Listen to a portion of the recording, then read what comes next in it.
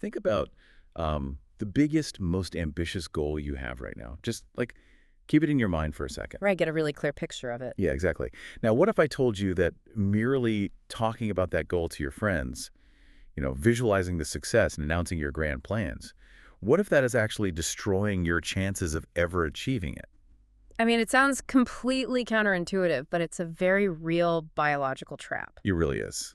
Today, we are exploring the psychological trap of the word tomorrow and why our own brains actively trick us into sabotaging our grandest plans. It basically comes down to a fundamental misunderstanding of how the human brain processes reward. Oh, We are like biologically hardwired to seek the emotional payoff of success, but we simultaneously want to avoid the caloric expenditure of the actual work. all right, the work is hard.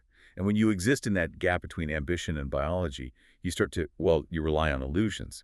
So to break down the mechanics of this tension, we're doing a deep dive into a really fascinating parable from the YouTube channel Tales with English. Yeah, the video is titled, "You Want Success, But You Are Lazy," a story that will wake you up. And it really will wake you up. Yeah. Because the mission of this deep dive isn't just to tell a nice story about farming. We are using this narrative as a diagnostic tool. Exactly. We want to understand the intention behavior gap and figure out why the human default is so often, self-sabotage. Okay, let's unpack this.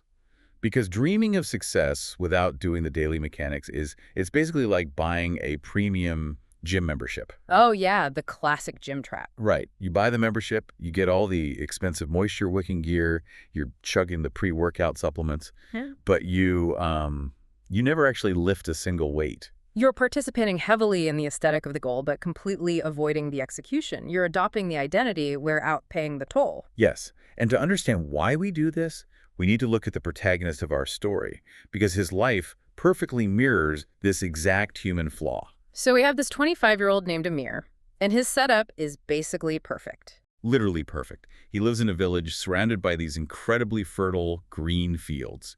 He's got every natural advantage. He's young, he's physically strong, and he is totally healthy. But he is also a massive talker. Oh, the biggest talker.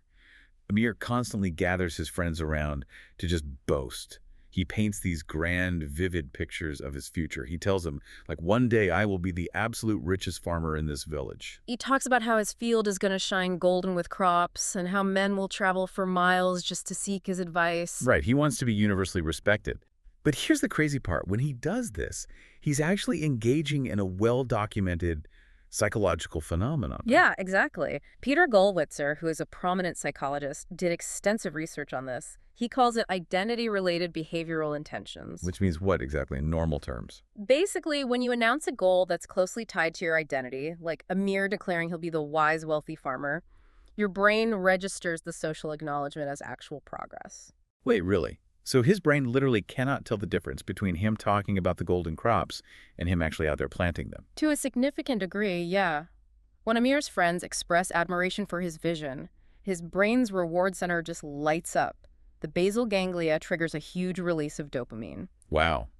So he gets the emotional satisfaction, the status, and the validation of success without shedding a single drop of sweat.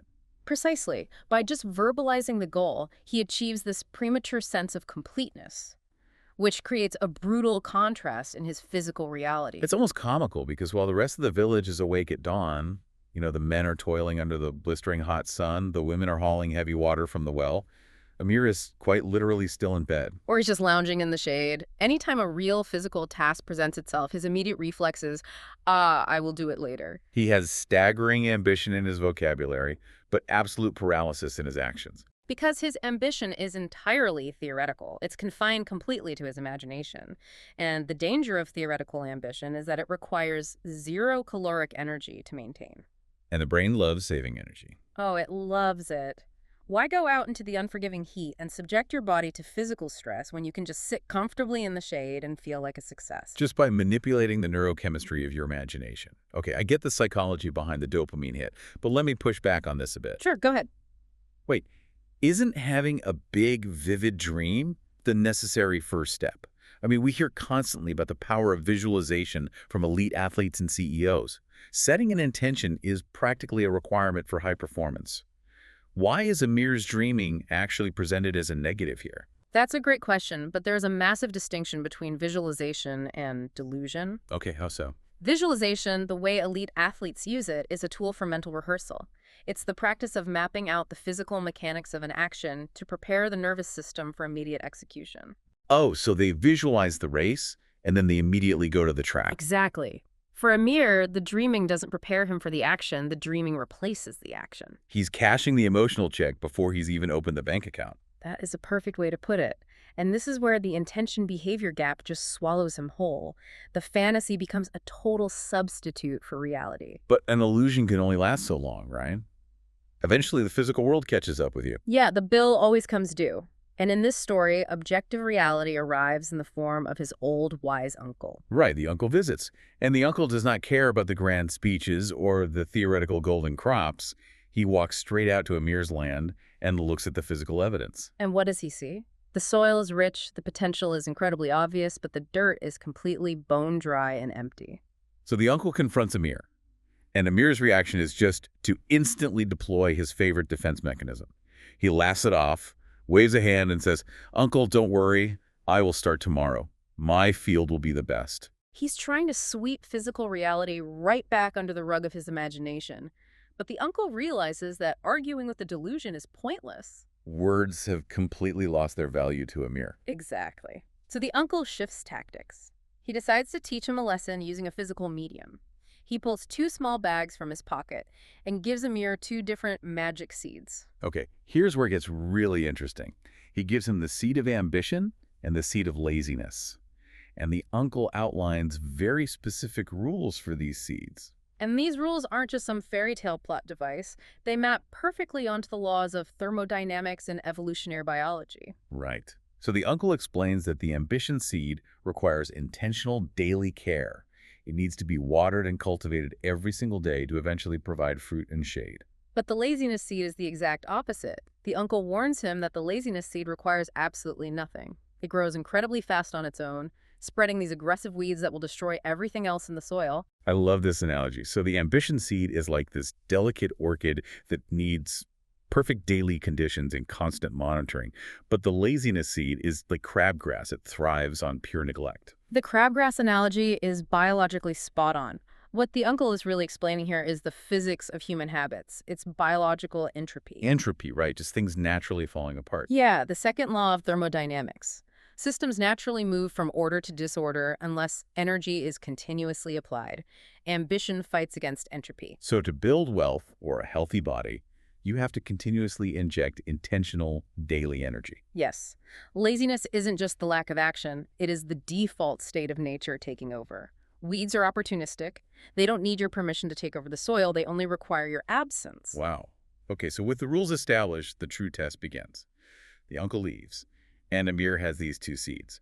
Logically, he knows he should only plant the ambition seed. His prefrontal cortex, the logical part of his brain, knows exactly what the correct move is. But the next morning, logic loses the battle.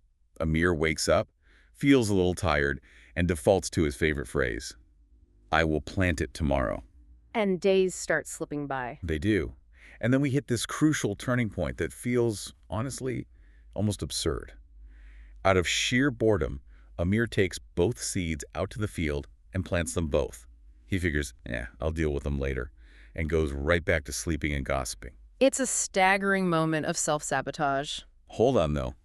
I have to express some genuine bafflement here. If Amir wants to be the richest farmer, why on earth would he plant the laziness seed at all?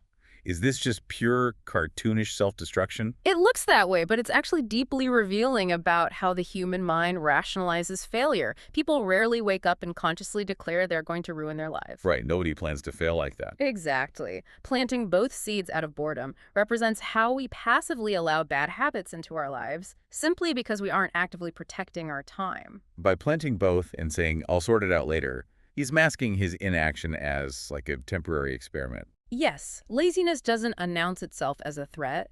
It masquerades as a harmless delay.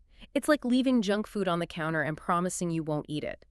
You are introducing a highly aggressive element into your environment and arrogantly assuming you can control it later. Because laziness disguises itself as a break, Amir just ignores the field. Hmm? But biology doesn't take a break, right? Weeks pass. And when Amir finally visits his field, the visual shock is devastating. The environmental conditions have been operating without him. The laziness seed has exploded into these thick, choking weeds. They've colonized the entire plot. And hidden beneath this chaotic mess, the ambition seed is tiny, weak, and practically dying from zero water and care. And right on cue, the uncle returns. He looks at this nightmare field and drives the point home with absolute brutality. He says, laziness grows on its own. It has already stolen your future. Stolen your future. That is such a heavy realization. This brutal reality check finally shatters Amir's delusions. The dopamine loop is broken. He's forced into a physical confrontation with his own neglected life.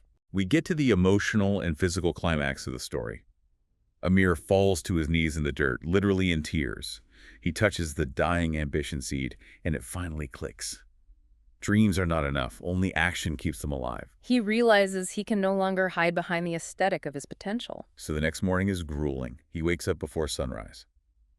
And he isn't just pouring a little water on the seed, he is pulling weeds by hand until his back aches and his hands literally bleed. The redemption in this story isn't magical. The physical pain is the biological cost of reversing entropy. It's like ignoring a massive pile of financial debt, right? The longer you wait, the higher the interest rate of pain when you finally have to pay it off. Amir is paying years of laziness interest with his bleeding hands. That is exactly what's happening. Reversing a lifetime of laziness is agonizing work. Ambition isn't a one-time choice. No, it's the daily discipline of pulling weeds and watering the soil, even when it hurts. Especially when it hurts. And it pays off. Over time, Amir waters the ambition seed daily. It grows into the great tree of wealth and shade he always visualized. And the village's perception of him flips completely. Yeah, he becomes respected, but not just for his crops. He becomes respected as the man who fought his laziness and won. He conquered his own entropy, which is a victory everyone can respect because we all feel that heavy pull to do nothing. Which brings us to the core takeaway from all this. Everyone holds these two seeds inside. Your ambition only survives with daily effort, while laziness will automatically grow and destroy your dreams if left unchecked. You cannot wait for tomorrow. You must start today. It is a universal truth. So what does this all mean for you listening right now? Think about the field of your own life. What big dream have you been putting off until tomorrow? And what weeds are growing while you wait? And as you think about that, here's a final thought to really mull over. We usually think of laziness as a passive state, right? Yeah. Simply doing nothing. Right, just chilling out. But what if laziness isn't passive at all? What if laziness is actually a highly active, aggressive force that is quietly consuming the resources, time, and potential of your life the very moment you look away? Wow, that changes everything. It's actively hunting your potential. Well, that is all the time we have for today's Deep Dives. Get out there and pull some weeds.